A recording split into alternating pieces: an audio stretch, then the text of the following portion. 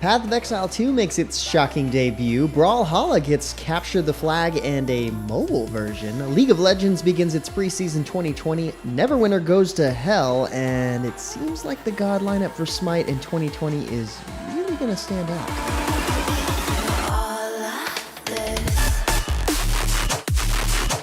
What's good, everyone? James Blonde here with your weekly recap for gaming news and announcements of the week of November 22nd, 2019. Well, right after last week's recap, we had 2 gaming conventions kick off, so let's talk about the major news from the weekend first. To start off, we have huge news from Path of Exile's convention ExileCon, the announcement of Path of Exile 2. PoE 2 will offer a brand new 7-act storyline that takes place 20 years after the death of Katava. There will be a brand new set of playable characters, and although they fall into the same class archetypes of the original game, the new Exiles will have access to a set of 19 new Ascendancy classes.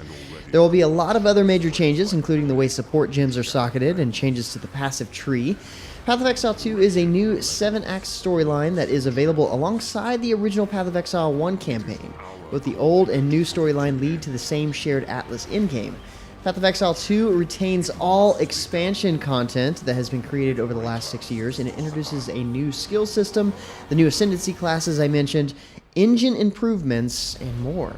Unfortunately, there's no release date for Path of Exile 2 yet, but there are hints that the beta may be available in late 2020. No worries, it will be well worth the wait. Of course, while PoE 2 is in development, the regular cycle of leagues and updates every 3 months will continue. The next update was also announced at ExileCon, titled Conquerors of Atlas. The update will include a bow rework, new Atlas mechanics, new in-game bosses, and of course, lots of powerful new items. The Metamorph League will launch alongside this update, featuring a new mechanic that lets you build your own boss, determining what mechanics it has and what loot will drop. Conquerors of the Atlas and the Metamorph League will launch on December 13th for PC, hitting consoles the week after. And if all of that wasn't enough news about Path of Exile, there's one more surprise announcement Grinding Gear had up their sleeve, Path of Exile Mobile. Now, I know, everyone has mixed opinions about mobile games, and I can't blame you, I feel the same way. But this is promised to be a complete Path of Exile game without pay-to-win elements. To avoid awful mechanics like energy bars, gacha draws, and intrusive ads, Grinding Gear Games has decided to build this mobile adaptation themselves. They even have a mobile Fall Guy to blame. Now, if all the Path of Exile hype this weekend wasn't enough, Rez Expo was also going on with a handful of announcements for SMITE and Paladins. First off, everyone's favorite 3D MOBA SMITE has offered a teaser of its 2020 lineup and Season 7, starting with the upcoming Norse god Heimdallr the Vigilant. Heimdallr will oddly enough be cast as a hunter, throwing around his 2 axes and traveling using the Rainbow Bridge Bifrost. Heimdallr's abilities haven't been fully revealed yet, but we won't have long to wait. He's coming to SMITE in December. Rez also teased a few other gods coming in 2020, including the long-requested Baba Yaga. No other gods have been officially confirmed from the teaser, but the roster is supposed to include surprise gods and at least one more community request. If SMITE isn't to your preference, Paladins is also getting a new champion soon, Tiberius, the Tigran Weapons Master. Come to battle against Rom, Tiberius has glaives that act as projectiles and a large sword he can throw and recall. It's predicted that he'll excel in mobile damage. Tiberius should begin battle in Paladins in January. Finally, at HRX, Rez revealed a new behind-the-scenes look at its upcoming action shooter Rogue Company. This was primarily a short dev diary talking about the team behind Rogue Company and how the game is being built for tactical decision-making and objective-based gameplay. Definitely worth checking out the video if you're looking for a new shooter at the link below. Alright, with ExileCon and HRX out of the way, let's take a look at some of the other major announcements from this past week. Continuing on the competitive PvP streak, the classic MOBA League of Legends has begun its Preseason 2020 and brings with it a few major shakeups to the formula. First off, Summoner's Rift will be getting a new Elemental Rift feature, where the map transforms into one of 4 Elemental Rifts after the second Elemental Drake dies. Each one of these rifts has unique terrain changes in the 4 jungle quadrants that will certainly change the course of the game.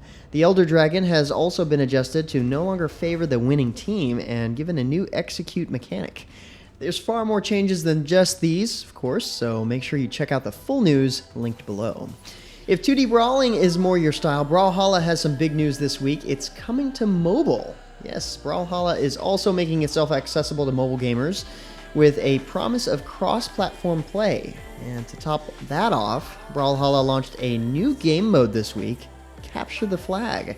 The classic team battle style is available now, offering a new twist to the game and its meta. While Path of Exile and Brawlhalla are going mobile, Warhammer Chaos and Conquest is doing the opposites and coming from mobile to PC.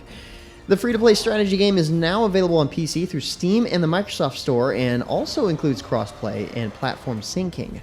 This is a collecting-style strategy game, and it still keeps its mobile mechanics and business model, so player beware. But if you've wanted to try out a Warhammer strategy MMO, it can't hurt to download it.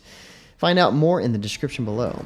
If you're a classic MMO lover, you might be interested to hear the news that Ragnarok Online is getting a new version called Ragnarok Transcendence. The new version promises a greatly updated UI, rebalanced gameplay, new pets, and more.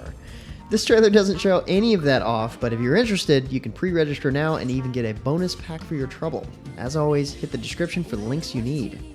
Another well-known MMO, Neverwinter, has also announced a major update in the form of Infernal Descent. Taking place in the Baldur's Gate Descent into Avernus campaign, this level 80 campaign will have players descending into the 9 hells in an epic quest. The update will introduce a new adventure zone and dungeon, along with new NPC heroes. Infernal Descent is set to heat things up on January 21st on PC, but there's also an ongoing event for the next 3 weeks that throws you into a hellish arena to compete for prizes if you want a taste of hell now.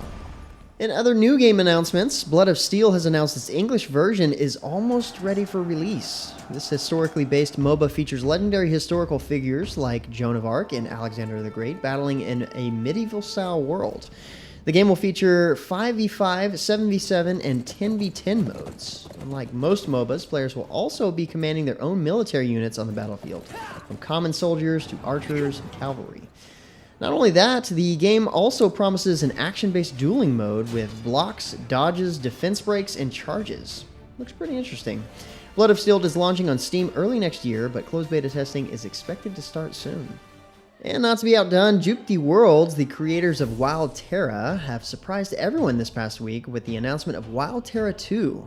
A brand new MMO built the same way as the original, Wild Terra 2 will be a player-run and player-funded sandbox MMORPG. It will have new features, areas, seasons, improved graphics, and more. We only have a new trailer for now, but it definitely looks improved from the original Wild Terra.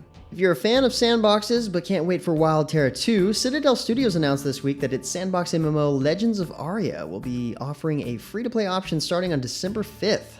It's a great way to get into the game and try it out, or play without ponying up for a subscription. The December 5th update will also bring back the Wilderness, a much-loved open PvP area. Plus, there will be brand new features, including thieving skills, the ability to declare citizenship to a town, and much more. All the details can be found at the link below. And of course, we can't end this recap without talking about one huge announcement this week. Valve revealed Half-Life Alyx. Yeah, it's a paid title, and it's for VR, but come on, it's Half-Life. Gotta mention that. And finally, it's time for our deals of the week. First up, there's some great games for free on Steam this weekend. The first-person hack-and-slash Warhammer Vermintide 2, the hit FPS Tom Clancy's Rainbow Six Siege, the popular fighting game Street Fighter V, and the strategy simulation Prison Architect. The Epic Game Store is also offering Rayman Legends for free this week, so there's something free for everyone, apparently. New on Twitch Prime this week are an exclusive skin for Rocket League, the Jolly Prime bundle for Rage 2, and a 30-day Car 98K for PUBG Mobile. Fast and free, there's your guide to something new this weekend. On a final sad note, Brad McQuaid, creator of EverQuest, Vanguard, and Pantheon, passed away this past week. The news was announced on Pantheon's social media on Tuesday. Whether you liked him or not, McQuaid had a huge influence on MMOs over the decades. So rest in peace, Aradune. And with that said, that's about it for all the major news and announcements for this week. For more information on the news topics, check the links in the description below. Feel free to discuss the news or even more news in the comments below. And don't forget to like, subscribe, hit that little bell icon to get notifications, and of course, share this video. But until next time, guys, that's going to be it for me. I'm James Blonde. See you out there, gamers.